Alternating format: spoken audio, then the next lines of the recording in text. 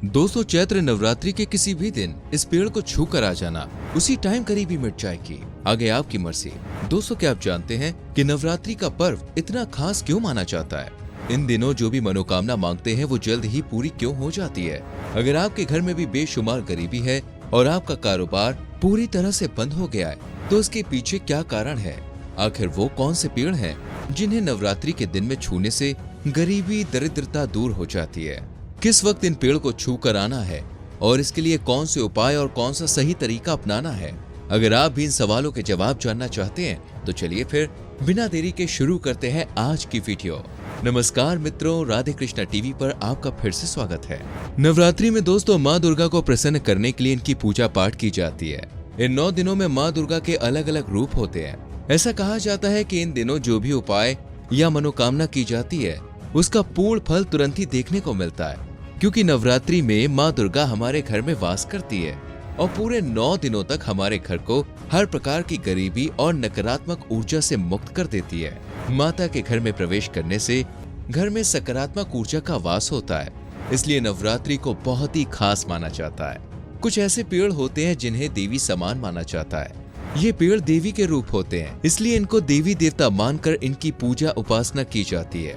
क्योंकि पेड़ों में देवी देवताओं का वास होता है, इसलिए लोग ज्यादातर पेड़ों पर धागा बांधते हैं और उनके सामने अपने सारे कष्ट रख देते हैं। साइंस के हिसाब से भी हमें पेड़ों की पूजा करनी चाहिए, क्योंकि पेड़ ही ऐसे हैं जो हमारी नकारात्मक ऊर्जाओं को अपने अंदर सोख लेते हैं और हमें जीने के लिए शुद्ध साफ ऑक्सीजन देते हैं। इस ऑक्सीजन की वजह से हमारा जीवन धरती पर संभव हो पाया है, इसलिए पेड़ों का बहुत ही महत्व है। पेड़ ही हमारी हर परेशानी बीमारी के लिए दवाइयाँ प्रदान करते हैं। ये हमारे हर एक दुख को ग्रहण करके हमें सुखी जीवन प्रदान करते हैं। आज हम आपको कुछ ऐसे ही पवित्र पेड़ों के बारे में बताएंगे जिन्हें सिर्फ छूने से आपका भाग्य खुल जाएगा। लेकिन इसे जानने से पहले अगर आपने अभी तक हमारी वीडियो को लाइक नहीं किया तो जल्दी से वीडियो को लाइक कर दीजिए।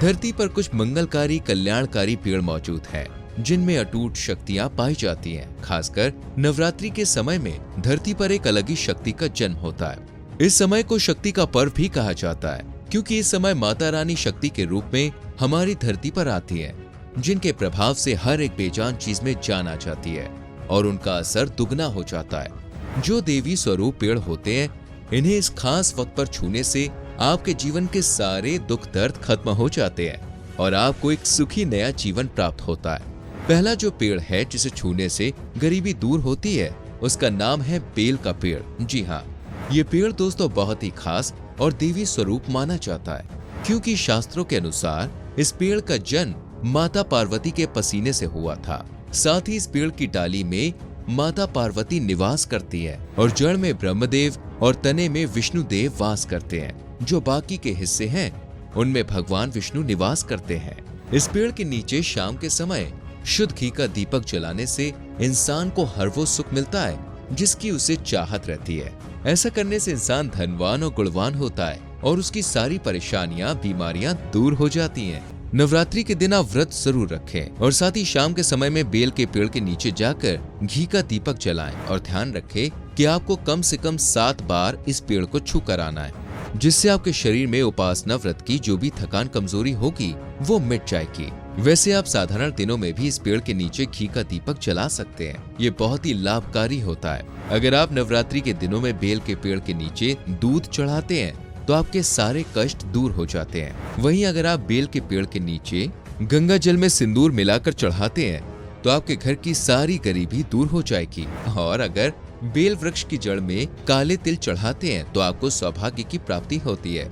अगर आप नवरात्रि के दिनों में बेल वृक्ष के 3 एक साथ जुड़े हुए पत्ते या मंत्र लिखकर माँ दुर्गा को अर्पित करते हैं तो आपकी उसी वक्त मनोकामना पूरी हो जाती है, क्योंकि इसके तीनों पत्तों पर 3 माताओं का वास होता है। पहले पर माता लक्ष्मी, दूसरे पर सरस्वती और तीसरे पर महाकाली। इसलिए आपको एक पत्ते पर एम और दूसरे पर हीम और तीसरे पर कलीम सिंदूर से लिखकर माँ दुर्गा के चरणों में रखना है। फिर जो भी आपकी मनोकामना है तीनों देवियों के आशीर्वाद से तुरंत ही पूरी हो जाएगी। दूसरा पेड़ है समी का पेड़। इस पेड़ को जगदम्बा का स्वरूप कहा जाता है। इस पेड़ में माँ जगदम्बा का वास है। इस पेड़ के नीचे अगर कोई इंसान धूप बत्ती जलाता है तो उसके कष्ट का अंत हो जाता है। नवरात्रि के दिन आप इस उपाय को जरूर करें।